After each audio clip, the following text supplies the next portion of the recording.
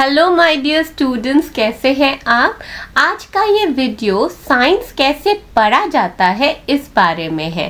चलिए डिस्कस करते हैं। साइंस तो आप सब पढ़ते हैं, लेकिन साइंस इजी लगता है या डिफ़िकल्ट, साइंस इंटरेस्टिंग लगता है या बोरिंग, साइंस में मार्क्स कम आते हैं या ज़्यादा, ये डिपेंड करता है mostly on how you study science. So let us start with tip number 1. So tip number 1 is that you should organize your ideas into flow charts.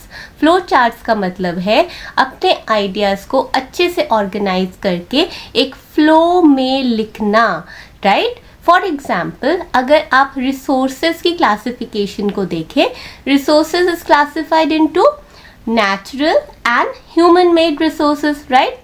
अगर आपने ये जॉट डाउन कर दिया, नाउ नेचुरल रिसोर्सेज के आप दो segments और बनाएंगे। Natural resources is classified into renewable natural resources and non-renewable natural resources. Now you segment it again. Examples लेंगे renewable resources के और non-renewable resources के example लेंगे। अब ये flow chart बनाने से हुआ क्या?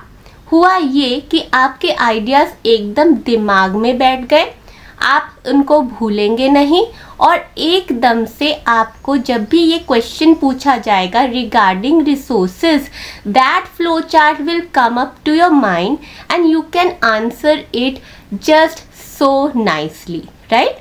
तो flow chart is very important. Second point is use diagrams. Yes, always use diagrams. Difficult से डिफ़िकल्ट टॉपिक इजी हो जाएंगे, और इजी टॉपिक्स को और इजी करने का तरीका है आप डायग्राम्स बनाइए. सिंपल एग्जाम्पल है, अगर आप डाइजेस्टिव सिस्टम का पूरा पढ़ते हैं कि कैसे क्या होता है स्टेप वाइज, तो क्या है, आप बकल कैविटी से शुरू करते हैं और फिर आप ईसोफेगस, स्टमक एंड ऑल, आप सीक्वेंस में चलते हैं. लेकिन अगर आप ड्रॉ करें तो भी आप सीक्वेंस में चलेंगे, और ड्रॉ करने से क्या होता है, आपके दिमाग में एक पिक्चर सा बन जाता है, तो आपको याद करने में बहुत इजी रहता है. And learning by seeing is also very important thing, you know. अगर आप देखते हैं अच्छे से उस फिगर को और लेबल करते हैं, तो क्या होता है, आपने फिगर बना ली, अब आप उनमें से पॉइंट्स लीजिए. एक अच्छा खासा 5 मार्क्स का क्वेश्चन निकल आता है if you draw your diagram well, right my students. इसका आप ख्याल रखिए. सिंपल से सिंपल, डिफ़िकल्ट से डिफ़िकल्ट टॉपिक का आप डायग्राम बनाएंगे, डायग्रामेटिकली उसको याद करेंगे. Now third point, very important point, mnemonic devices. Mnemonic devices का मतलब है मेमोरी डिवाइसेस. मेमोरी डिवाइसेस मतलब आपके मेमोरी को बूस्ट करता है, जिससे आपको कुछ इम्पॉर्टेंट चीज़ें याद रहे जो आपके लॉजिक पे डिपेंडेंट नहीं है, बट बस आपको याद करनी है. देखिए, आपने ABCD भी कभी ना कभी याद की थी ना, वो लॉजिक वाइज तो याद नहीं की थी, बस याद की थी.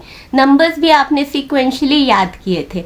वैसे ही कुछ टॉपिक्स, जैसे कि आपके पीरियोडिक टेबल के एलिमेंट्स हो गए या फिर रिएक्टिविटी सीरीज हो गई, तो उनको याद करने का तरीका है कि आप कुछ ना कुछ निमोनिक डिवाइसेस तैयार करें. या तो इंटरनेट की हेल्प ले, या फिर अन्वेषण स्कॉलर्स तो है ही आपके सेवा में, हाँ, या फिर आप खुद से बनाएं. खुद से बनाने से क्या होगा ना, याद रहेगा, अच्छे से याद रहेगा. और इजी निमोनिक बनाइए. डिफ़िकल्ट बनाएंगे तो जो याद करने जाएंगे वो भी भूल जाएंगे ना. इजी निमोनिक डिवाइसेस का यूज़ करिए. Tip number 4 is that you should learn keywords associated with certain topics. यानी कि your teacher, your science teacher will not accept you beating about the bush. Answers के आसपास घूमते रहेंगे, आप बड़ा सा आंसर लिख देंगे, लेकिन मार्क्स कम मिलेंगे. क्यों? क्योंकि teachers are always looking out for those keywords. Board में भी चेकिंग होती है तो कीवर्ड्स पे जोर दिया जाता है कि कीवर्ड मेंशन है कि नहीं. एक एग्जांपल मैं ले लेती हूँ. जैसे कि अगर क्वेश्चन आए कि why is reproduction important although it is not important for growth and survival of an organism, तो आपका क्वेश्चन ये है, तो आपका आंसर क्या होना चाहिए? आंसर होना चाहिए related to the continuity of life. So the keyword over his continuity. Continuity नहीं रहेगी तो क्या होगा?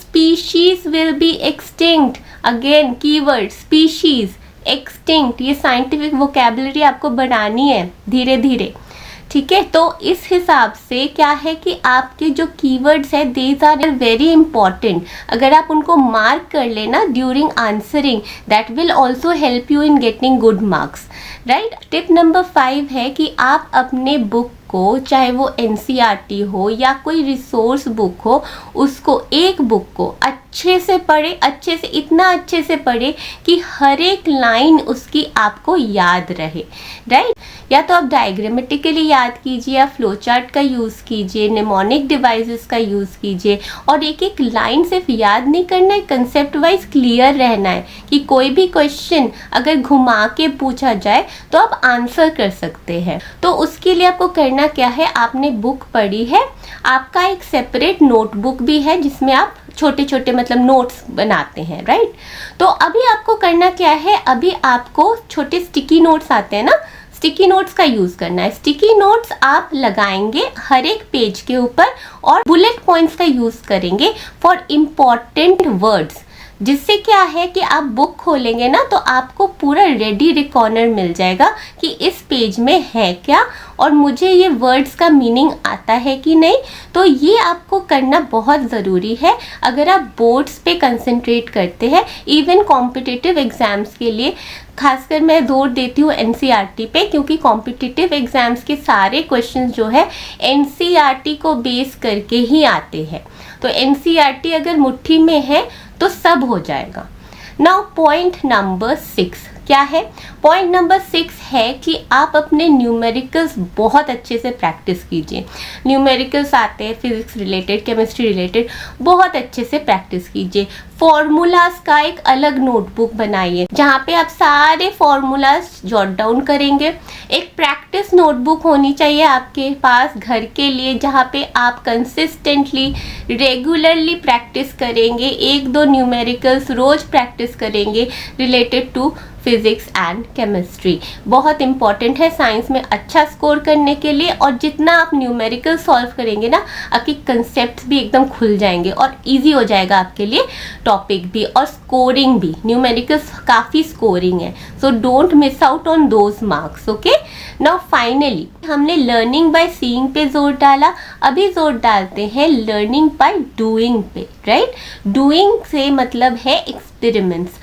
साइंस का मतलब सिर्फ एक्सपेरिमेंट करना नहीं है, लेकिन experiments are an integral part of science, जिसके थ्रू जो हाइपोथेसिस है वो थ्योरी में कन्वर्ट होती है। तो आपका जो भी गेसेस है वो प्रूव होते हैं to be true through experiments. और आप जब खुद करते हैं एक्सपेरिमेंट्स तो आपको याद भी अच्छे से रहता है ना। कुछ छोटे मोटे एक्सपेरिमेंट्स तो आप घर पे भी कर सकते हैं किचन आइटम्स का यूज़ करके, आपको इस बारे में पता ही है, छोटी उम्र से आप करते हैं, राइट। साइंस किट्स भी अवेलेबल हैं online.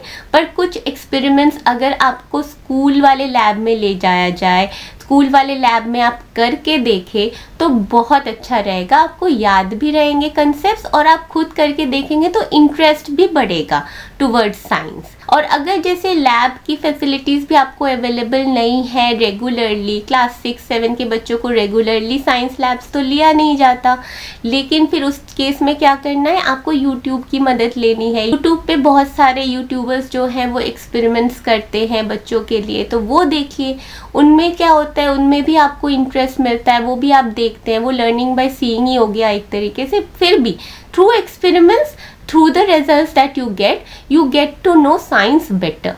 I hope these tips are clear to you. 1 से लेके 7 तक ये टिप्स आपने फॉलो कर ली ना तो साइंस बहुत इंटरेस्टिंग होने वाला है और साइंस बहुत ही हाई स्कोरिंग सब्जेक्ट होने वाला है आपके लिए। सो स्टूडेंट्स, आज का ये वीडियो यही ख़त्म होता है। होपफुली आपको ये वीडियो पसंद आई होगी और आप मुझे कंटैक्ट कर सकते हैं if any doubt or any query.